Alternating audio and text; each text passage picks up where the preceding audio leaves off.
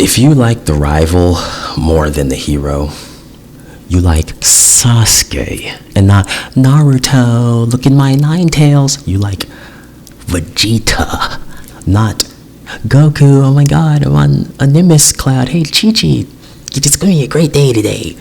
You like Vegeta. It means you're somebody with a lot of intensity, a lot of depth, someone who craves depth, and someone that's not easy to put into a box. And that position is a light onto the world, but it is hard earned, man. You know those characters, that's on the other side of pain and suffering, man. But it doesn't have to be like that, and you don't have to do it alone. I can tell you because I've always come up through school seeking complexity, seeking depth, liking to look into the depths, the darkness, wanting nuance in my interactions, but that always isolated me, and it came with a lot of resentment and pain. But I tell you, underneath all that is something so beautiful, and in this video I'm going to show you exactly how to get there. And we're going to use 3 anime characters, and they're going to be like our examples. But keep in mind, you know, just like a real person, these characters have more depth than I can fit in this one video. And so getting to the bottom of who you are takes real effort and a personalized touch from someone who cares. If you want to learn more about that, wait till the end of the video. Sasuke, the popular loner, man.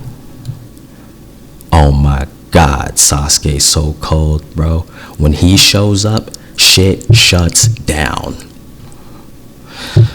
But his story is sad, man.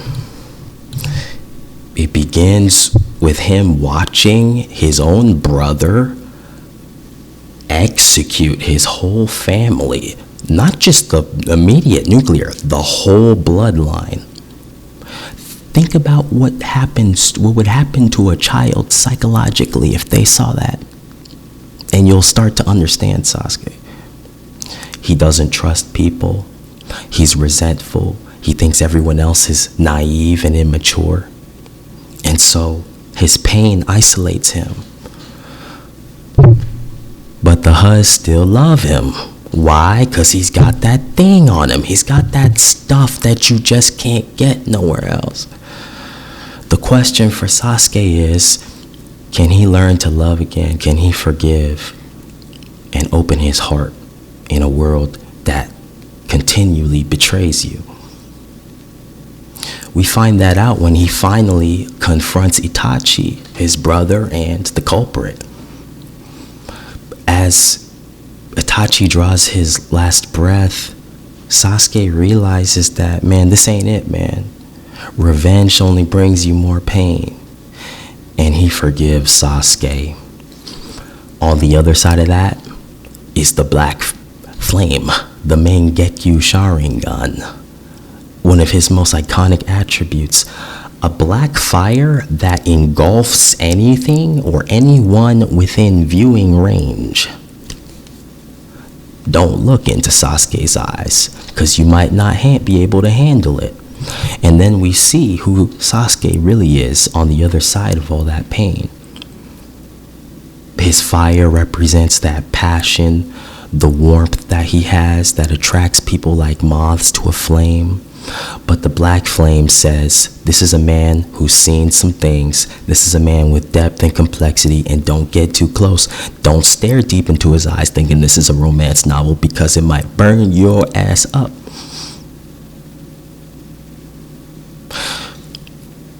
He's the center of attention whenever he shows up. Like lightning, Chidori. A storm's brewing, you can feel it. And it doesn't happen often, but fuck around and like lightning, Sasuke is on that ass. And I resonate so much with Sasuke because I understand what it feels like to feel as if you've been betrayed by the world, resentful and vengeful, and want to see other people in pain. But I tell you now, that don't go nowhere good. And Sasuke learned that you can't get through all that by yourself. And there's so much more I could say about Sasuke than this video can fit. So much more I could say about you. And you really need it, because if you're on that path, you gotta get help. Everything's not gonna be a fairy tale anime like Sasuke, and I want to help you. But that's at the end of the video. Next character is Vegeta. What if everything was taken from you? Not just your family, not just your promise of royalty, but your whole planet. And what's worse is now, even though you were supposed to be a prince, you gotta serve some like little gremlin looking thing. Now some annoying guy on a nimbus cloud is always coming around and just all positive, and he's always better than you. It hurts. And that's Vegeta. This is a man with pride. This is a man who is unrelenting and stubborn, and this is a man who wants to be great. And we all know what that feels like. But who is it for? Is it for a higher purpose, or is it for vanity? We see that all play out in the Buu arc of Dragon Ball Z, where the forces of evil under the name Majin Buu make a deal with Vegeta. And they say, hey man, you want to be great, man? Sign this contract, bro. You'll get all that power, but you gotta be evil now. And even though Vegeta accepts the deal, as Earth is on its last leg and really needs saving, Vegeta sacrifices his own life to make it happen. You know why? Because that pride was really love, was really integrity, was really someone who stands on value and honor. Because that desire for greatness was truly a desire for his life to have meaning, and a desire to do it at the highest level. And that's why I resonate with Goku and Vegeta. And if you like him too, that's what it is. You want to be great. You want to protect. You want to serve. You want to stand on business. And that's not always easy. Sometimes that requires a lot of pain, but you're willing to do it, man. But don't let the pain kill you. And don't forget what it's for. And don't forget that you don't have to be alone. Vegeta should never forget that he's got Bulma. And even though Goku is an annoying asshole, I love Goku, okay? These are just personal loaded opinions. Is an annoying asshole. He's your friend and he loves you. Merge with him and become one.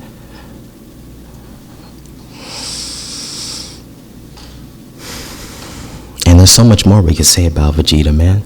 It goes deep. He's got layers. That furrowed brow is hiding so much complexity and depth, just like you are. Which is why you need a professional opinion and help. Wait till the end of the video. But this next rival,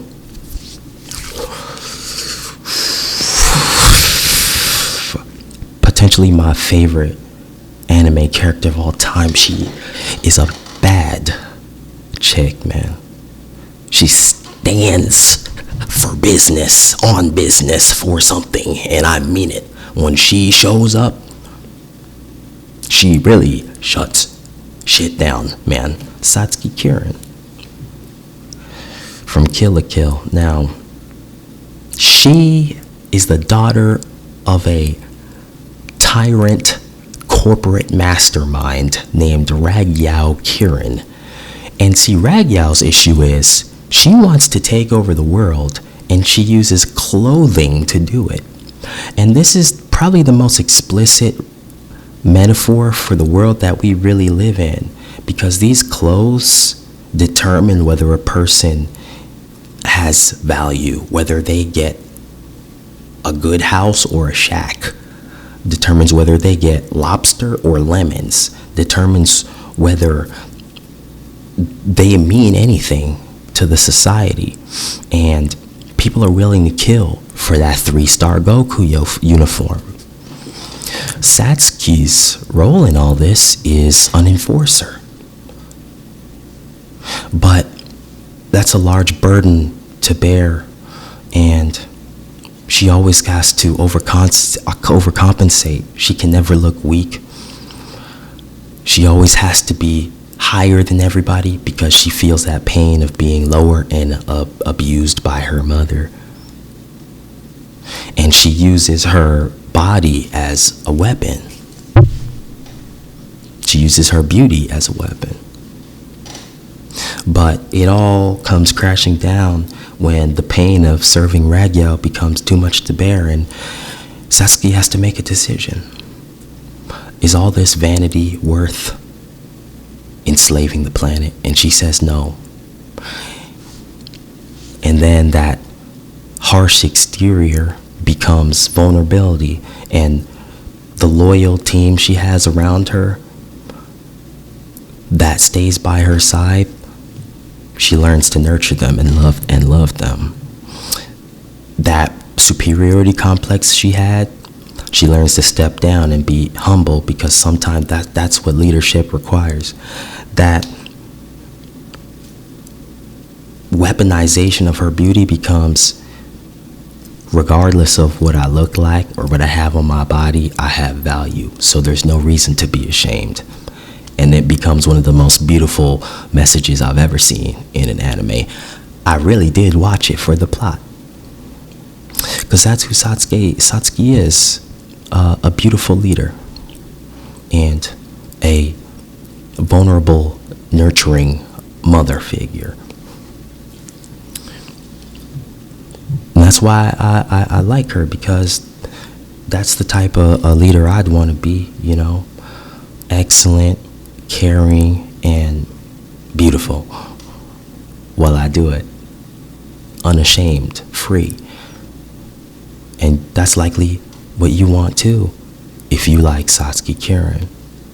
But again, I can make a whole video about this. But again, you are more than just one character. Your archetype is very nuanced. Your path has its own special aspects, and getting to the true self is usually behind a lot of pain, because this life is full of suffering and pain. This life is full of tyrannical sources and forces that want to control you and indoctrinate you with false beliefs and shame you and traumatize you. And it isn't easy to remove all that and return to who you truly are and your real power. And like all these characters, you see what happens when they try to do it by themselves. That's why I want to help you.